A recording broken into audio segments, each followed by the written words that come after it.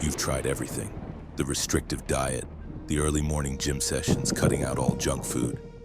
You went all in, motivated, ready to change. 3 days later, back to your old habits. Maybe worse than before. Sound familiar? Here's the problem. You're trying to win a 35-year war in a 30-day battle. Your brain doesn't work that way. But what if I told you there's a Japanese system so simple, so small, you'll think it's stupid until it completely transforms your life? Today, we're diving into Kaizen, the ancient philosophy that combines 5 powerful principles to break any bad habit. Not through willpower, through brain hacking. Let's meet someone who discovered this the hard way. Chapter 1. Rock Bottom Moment. Michael, 35 years old, 142 kilos, warehouse manager, 2 kids, worked 14-hour days, woke at 5 a.m., home by 7 p.m. A guy supporting his family while slowly dying. His diet? Whatever was quick. Breakfast in the car, lunch at his desk, dinner in front of the TV because he was too exhausted to exist. One Saturday, his 9-year-old son kicked a ball into the neighbor's flower bed. "Dad, can you get it?" Michael stood up, bent down, grabbed the ball, and couldn't get back up. Not because of pain, not because of injury. He simply didn't have the strength in his legs to lift his own body weight. He lay there on all fours in his neighbor's flower bed while his son watched silently. The neighbor had to help him stand. That night, Michael sat on the edge of his bed and cried. Not because he needed help getting up, because his son saw it. He was creating a memory in that child's mind. My father was weak. He'd tried before. 3 gym memberships canceled. Low-carb diets quit after 3 weeks. Morning runs lasted 5 days. He'd reached that dangerous place where most people die without dying. Acceptance of defeat. That's just how I am. Until he called his friend Marcus, who had lost 30 kilos and kept it off. "How did you do it?" Marcus paused. "I didn't see a regular doctor. He gave me a philosophy." Chapter 2. The Solution. Days later, Michael sat in Dr. Yamamoto's office. Not a typical doctor's office, just a wooden table, 2 chairs, a window overlooking a garden. Dr. Yamamoto, 65, thin, calm movements, more monk than doctor. Michael told him everything. The weight, the exhaustion, the shame, the flower bed. Dr. Yamamoto didn't pull out prescriptions. He asked one question. "How many times have you tried to lose weight?" 3, maybe 4. "And how long did each attempt last?" 2 months at most. "You failed because you tried to win a 35-year war in a 2-month battle. Your body took 35 years to reach this weight. Your habits took 35 years to build. You think you can undo that in weeks?" Silence. "Michael, I'm going to ask you to make a change so small you'll think I'm joking. Every morning when you wake up, drink 1 glass of water, that's all." Michael waited for more. Nothing came.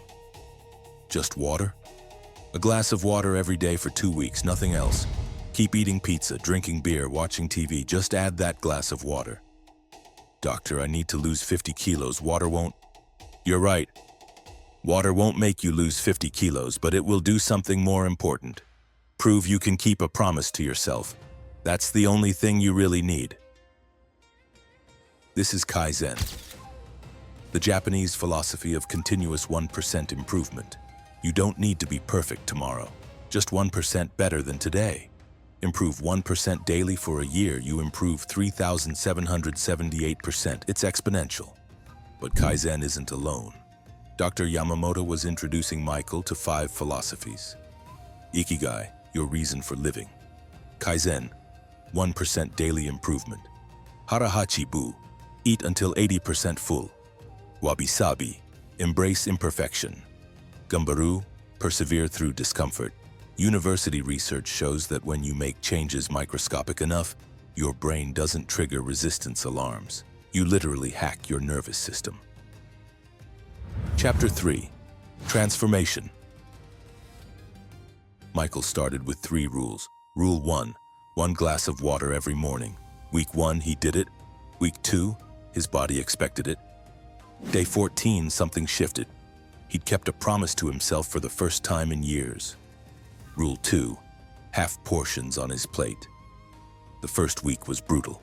His brain screamed, "You're still hungry." But Dr. Yamamoto had taught him about harahachi-bu. Your stomach takes 20 minutes to signal satisfaction.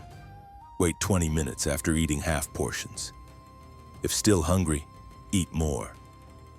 Michael went back for more twice in 3 weeks. Twice. Because his body wasn't actually hungry, it was just spoiled. Rule 3, walk to the mailbox every morning at just 20 meters, that's it. His 6-year-old daughter saw him one morning and asked, "Can I come?" They walked together. She talked about school, her best friend, things she never told him because Dad was always too tired. The next day she asked, "Can we do this every day?" By week 3, they were walking to the corner store. No shortness of breath, no back pain. He could do it.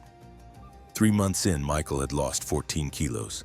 Then came Thanksgiving, a table full of food, family pressure. "Are you sick? It's Thanksgiving. Forget the diet." Michael gave in. He ate until he couldn't anymore.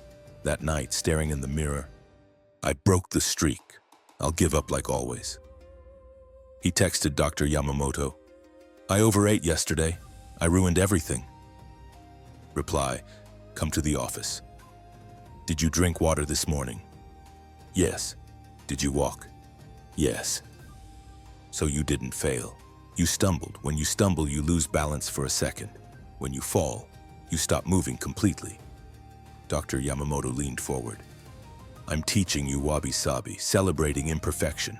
Nothing is permanent, nothing is perfect. You overate one day, so what? That doesn't erase 14 kilos or 3 months of consistency. One imperfect day doesn't destroy a perfect journey." Then came Gambaru, persevering through discomfort. "You showed Gambaru today? You overate yesterday, didn't want to continue, but drank water and walked anyway. That's enduring discomfort because you know it's temporary." Michael kept going. When he stumbled, he returned. The falls became smaller, less frequent. Each time he returned, his brain learned, "We don't give up anymore." By month 9, Michael had lost 35 kilos. But the real transformation wasn't the weight. It was the moment he played tag with his daughter in the yard, running, laughing, sweating, full of life. His wife watched from the kitchen window and smiled. The man she married was returning, not his body, his essence. Chapter 4. Wisdom. Michael's secret.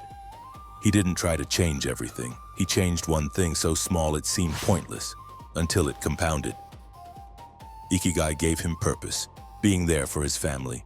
Kaizen gave him method, 1% daily improvement. Harahachi-bu gave him moderation, eating to 80%. Wabi-sabi gave him compassion, embracing imperfection. Gambaru gave him strength, enduring discomfort. Here's your challenge. Choose one change, the smallest possible. So small you'll feel ridiculous. 1 glass of water in the morning, 5 push-ups before bed, 1 minute of meditation, 1 page from a book. But it must be so small you can't make an excuse not to do it. Do it for 2 weeks, nothing else. Just this one thing, every single day. When you reach day 14, you'll have proven something. You can keep a promise to yourself, and that proof is the only thing you really need. Comment below. What's your one small change? And if this helped, subscribe, because transformation isn't about motivation, it's about systems. Time will pass anyway. The question is, will you be still in strength when it does?